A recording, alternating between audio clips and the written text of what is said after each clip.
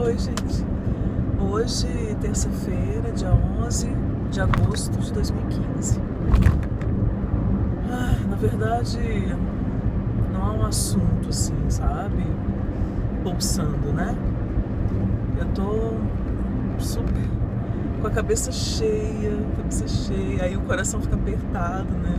De ansiedade, respiração curta, porque tô muito sobrecarregada, muitas coisas para fazer, muitas coisas atrasadas, muito tudo, e eu até esqueço. São tantas coisas. E acho que eu tinha que pôr no papel, fazer uma tabela, não sei, mas mesmo isso também não funciona, porque na verdade eu tenho que diminuir a quantidade de atividades.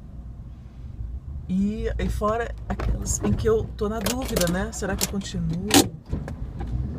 Será que não? Em coisas que eu não acredito. Vamos ver, né? Eu tenho uma dificuldade imensa, sempre tive, de priorizar a prioridade. De identificar o que é prioridade, uma vez parando para pensar e identificando, de realmente respeitar a prioridade. Eu me disperso, né? Disperso mil e duas coisas. Então, sendo que eu tenho uma imensa facilidade em algumas coisas, e aí eu não priorizo essas, sabe? Aí eu vou lá para mais difícil. Eu tenho um certo complexo de Sísifo, eu confesso, assim. Eu me dei conta disso coisa de 2 anos, assim. Tem como ir por um determinado caminho ou por milhares de caminhos, mas eu escolho pegar a rocha, gigante, empurrá-la montanha acima. Essa sou eu, entendeu? Aí lá quando tô alcançando o topo, a própria rocha rola assim, passa por cima de mim, volta pro topo, e eu venho e a pego de novo para empurrar até o pico novamente, e esse processo segue num contínuo. O mito de Sísifo. Pois é, eu tenho síndrome de Sísifo, né? De Sifu. Tinha uma amiga minha de faculdade que ela falava, Sheila, é impressionante sua capacidade de escolher o caminho mais difícil, assim. Vai, faz, simplifica. Não, você vai, complica. Então eu não sei de onde veio isso, sabe? Mas agora que eu lembrei, eu tenho que manter isso em mente e realmente, né, me trabalhar. Falar, pra que complicar, gente? A vida já tem as suas... E às vezes não são nem complicações, assim, mas a cada dia surgem novas demandas. Vocês também passam por isso, né? Assim, eu tenho um monte de coisas para resolver, e aí a cada dia aparece uma coisa nova. Aí eu falo, não, para tudo, eu ainda quero resolver as anteriores, para. É claro que, né, as coisas não me ouvem. E continua chegando, né, demanda. 11. Hoje são 11, então semana que vem eu tenho a minha primeira audiência contra a instituição na qual eu dava aula. Gente, é fogo, né? Esse país. Ao invés de ter gente desonesta, se dando bem, quando é que a gente vai mudar, né?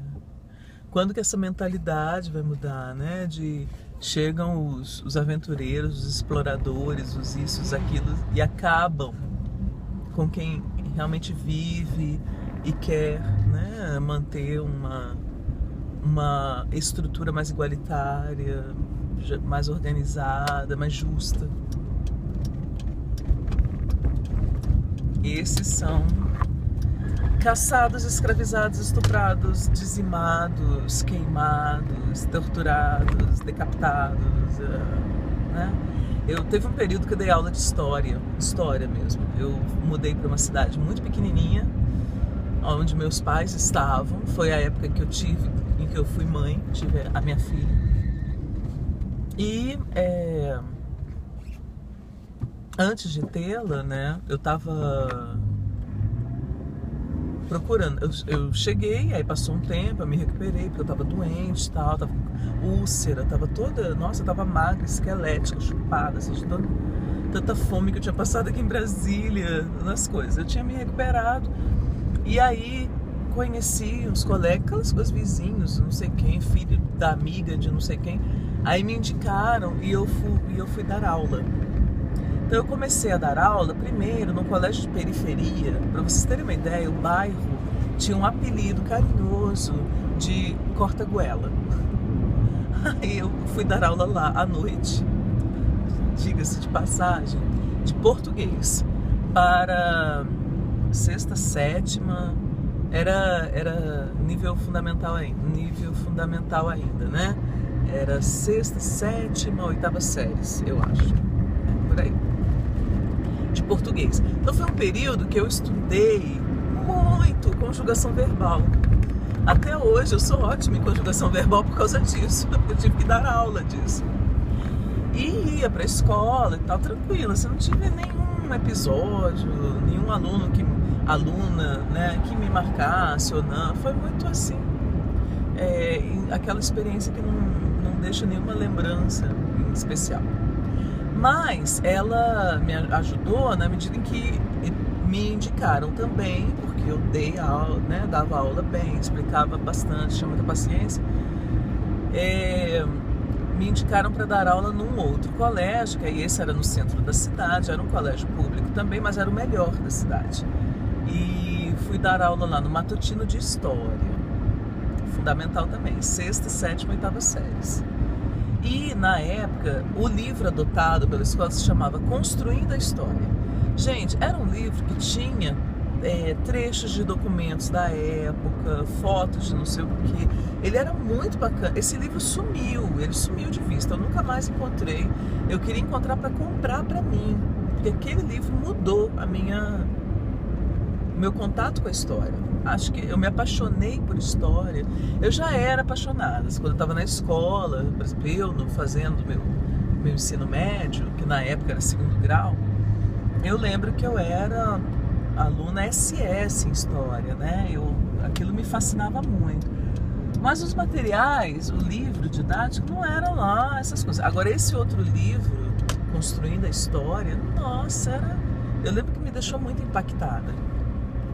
E aí eu não podia trazer, o livro era da escola, não tinha um meu. Mas aqui em Brasília eu lembro que eu procurei bastante, assim, procurei em sebo, procurei na internet para comprar para mim. Eu quero muito, se alguém souber, inclusive, me avisem, por favor. Meu aniversário tá chegando também, hashtag fica a dica. Construindo a História. Gente, aí eu sei que nesses livros eu descobri as barbaridades ocorridas no período da ocupação das Américas, que inclusive o livro se refere assim, não descoberta das Américas, que descoberta o quê? Ocupação das Américas, invasão das Américas. Há trechos, por exemplo, cartas de apostas. Os espanhóis foram muito cruéis. Apostas assim numa determinada aldeia, tribo, eles chegavam e quantas cabeças cada um conseguia, sabe, assim, aquele que conseguia arrancar mais cabeças, abrir a barriga de índias grávidas, tirar o bebê, ela ainda viva, né, a mãe ainda viva, o bebê, matar os dois, assim, atrocidades. Lembremos que eram países, os colonizadores cristãos, né? Estavam em busca, claro, de riquezas, né? Novas riquezas, ou essas viagens de conquistas, né? Mas, teoricamente, pessoas já inseridas numa ética, né? Inseridas num sentimento de religiosidade, blá blá e tal, que chegaram aqui verdadeiras bestas feras, né? Não precisa nem mencionar estupro, né, gente? Que estupro parece esporte pra essa galera, né? É impressionante. Então, eu Nossa, muito assustador. E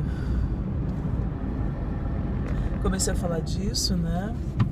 E lembrei que hoje é o último dia para fazer a matrícula como a inscrição como aluno especial no mestrado, na pós-graduação. Ah, tá, eu perdi o terceiro mestrado, prazo, tudo, foi desligada do programa. No primeiro momento eu tinha desencanado, falei, não é isso mesmo, não sei o que, tal, deixa pra lá, não consigo escrever essa porra. E a minha dificuldade em escrever a dissertação se deve única e exclusivamente a 2 fatores. Primeiro, a minha dispersão, né? Eu não consigo largar as 1001 coisas, outras que eu faço, para poder parar tudo, sentar e imergir no trabalho da leitura, porque esse trabalho de leitura e escrita, ainda mais para um texto mais sério, como o mestrado, como a dissertação, mas deveria ser na monografia também. Exige, gente, exige uma entrega apaixonada. É como se você tivesse se apaixonado, sabe? E aí, aqueles primeiros meses da paixão, que você fica, às vezes, o primeiro ano de paixão, que você se entrega de cabeça, nada mais é mais importante do que aquilo, nada mais é tão importante quanto aquilo. Pois é. A sua dissertação exige essa entrega. A monografia de graduação é essa entrega. Você precisa ficar lá lendo, sabe? Ler os seus autores. Aí você tem um tempo para pensar neles, ficar pensando sobre aquilo, sabe? Elaborando. Sem pressa. Porque a gente também está muito contaminado desse ritmo, dessa mentalidade de resultados das empresas, não sei o quê, né? De vendas, metas de venda. Não. O trabalho intelectual é radicalmente diferente disso. Eu tenho uma dificuldade monumental de largar a mão. Porque é a fuga, né? É neurótico, são minhas fugas. E a outra é a autossabotagem mesmo. Eu sou inteligente, eu amo esses autores, eu amo esse curso, eu amo escrever, eu amo isso. Mas eu não mereço. Mas eu não mereço, eu não sei se eu mereço. Aí a fala materna, né? Buzinando, assim, o eco. Gente, é impressionante. Quando as pessoas não estão correndo, que nem umas doentes, elas estão, ao contrário, empacando, assim, elas estão nas 2 pistas, uma roda numa pista, outra roda na outra pista, sem andar, impedindo que você passe, que nem aquela hora que eu fiquei presa lá. Vocês não viram, não, tá. Eu fiquei presa logo na saída da Avenida do Sol, e assim, uma pista inteira para lá. Então o pessoal que ia pegar, né, a direita podia estar naquela pista, mas não, eles estavam no meio, parados, impedindo que todo mundo, sabe? É isso. Século XXI, 2015, são assim que os brasileiros agem, pensam, só pensam neles, conseguem enxergar mais ninguém. Uma coisa impressionante. Pessoas que se esqueçam, bye bye.